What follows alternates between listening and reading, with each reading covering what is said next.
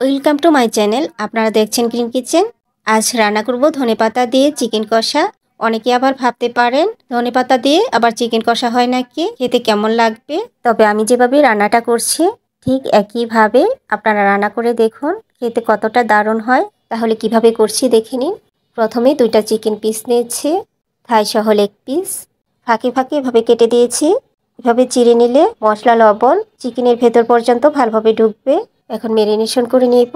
মেরিনেশনের জন্য প্রথমে দিয়ে দিলাম সামান্য লবণ, তারপর দিচ্ছি আদা রসুন পেস্ট 1 চা চামচ, তারপর দিয়ে দিচ্ছি সামান্য সাদা ভিনেগার। ভিনেগার না থাকলে আপনারা লেবুর রসটা ব্যবহার করতে পারেন। সামান্য গোলমরিচ গুঁড়া দিয়ে দিচ্ছি। ভিনেগার কিংবা লেবুর রস ব্যবহার করলে চিকেনের যে একটা গন্ধ থাকে সেটা আর থাকে না। এখন সব উপকরণ একসঙ্গে নিয়ে চিকেনের সাথে ভালোভাবে মেখে নিব। এই কাটা অংশগুলোতে ভালোভাবে লাগিয়ে নিচ্ছি। ভালোভাবে মাখিয়ে নিয়েছি। এখন রেস্টে দিয়ে রাখবো মিনিমাম 30 মিনিটের জন্য। ঢাকা দিয়ে রেখে দিব। এই ফাঁকে মশলা রেডি করে নিব। এখানে নিয়েছি আদা কুচি 1 টেবিল চামচ মতো হবে। তারপর নিয়েছি রসুনটা 2 টেবিল চামচ হবে। পেঁয়াজ নিয়েছি 4 টেবিল চামচ পরিমাণ হবে। 10-12টা নিয়েছি কাঁচামরিচ, আর নিয়েছি একটা তেজপাতা, 4টা এলাচ, 4টা লবঙ্গ, 2 টুকরা দারুচিনি। এখন শুকনো উপকরণগুলো রেখে বাকিগুলো পেস্ট করে নিব। তাই একটা ব্লেন্ডার জার নিয়ে নিলাম, তার মধ্যে এগুলো নিয়ে নিচ্ছি। শুকনো উপকরণগুলো দেখুন রেখে দিয়েছি। এখন এগুলোকে মিহি পেস্ট করে নিব। সামান্য পানি দিয়ে দিতে হবে। মিহি করে পেস্ট করে নিয়েছি। এখন এটা একটা বাটির মধ্যে তুলে রাখবো।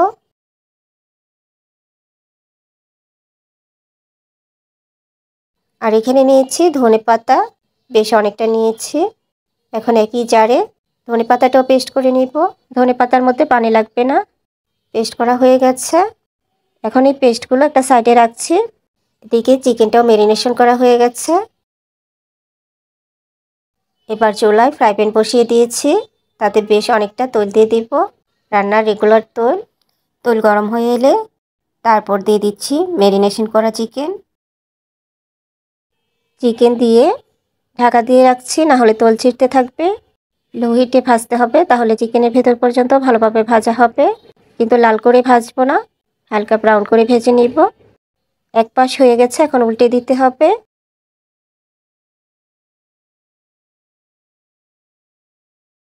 আবারও ঢাকা দিয়ে ফ্রাই করে নিব।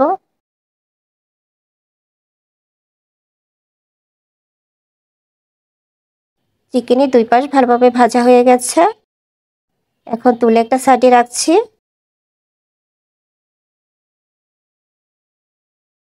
এখন একই তেলের মধ্যে শুকনো উপকরণগুলো দিয়ে দিচ্ছি। এলাচ, দারুচিনি, তেজপাতা, লবঙ্গ। আর এলাচগুলোর সাইডটা ছিঁড়ে দিতে হবে, তাহলে ফ্লেভারটা ভালোভাবে বেরিয়ে আসবে। এখন মশলাগুলোকে ফ্লেভার বের হওয়া পর্যন্ত ভেজে নিব। মশলা থেকে বেশ সুন্দর একটা ফ্লেভার বেরিয়ে আসছে।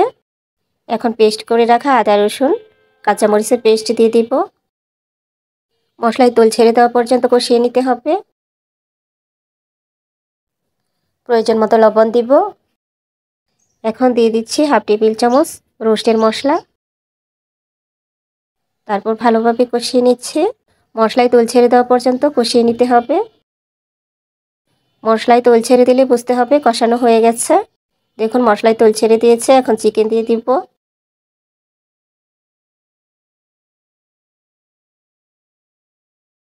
চিকেন দিয়ে আবার কিছুক্ষণ কষিয়ে নিচ্ছি। কিছুক্ষণ কষিয়ে নেওয়ার পর এখন দিয়ে দিচ্ছি 1 কাপ তরল দুধ।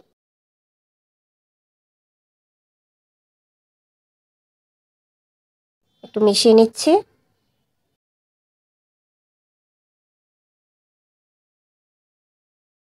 আবারও ঢাকা দিয়ে কিছুক্ষণ রান্না করে নিব। এখন ঝোল ঘন হওয়া পর্যন্ত অপেক্ষা করব। ফাঁকে নাড়াচাড়া করে দিতে হবে, না হলে নিচে লেগে যাবে।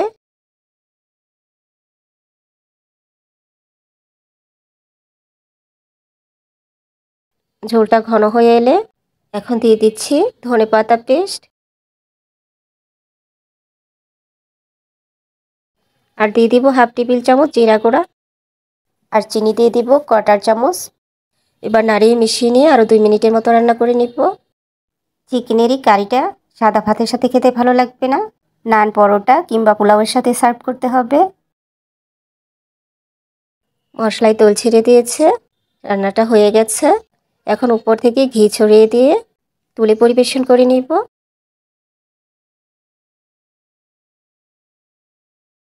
এই চিকেনটা খুবই মজাদার, আপনারা রান্না করে খেলেই বুঝতে পারবেন। আশা করছি রেসিপিটা আপনাদের কাছে ভালো লেগেছে। রেসিপিটি যদি এতটুকু আপনাদের কাছে ভালো লেগে থাকে, আর যদি চ্যানেলে নতুন হয়ে থাকেন, লাইক, কমেন্ট, সাবস্ক্রাইব করে গ্রিন কিচেনের পাশেই থাকবেন। আবারও দেখা হয়ে যাবে অন্য কোনো নতুন মজাদার রেসিপিতে। সেই পর্যন্ত সবাই ভালো থাকবেন। আল্লাহ হাফেজ।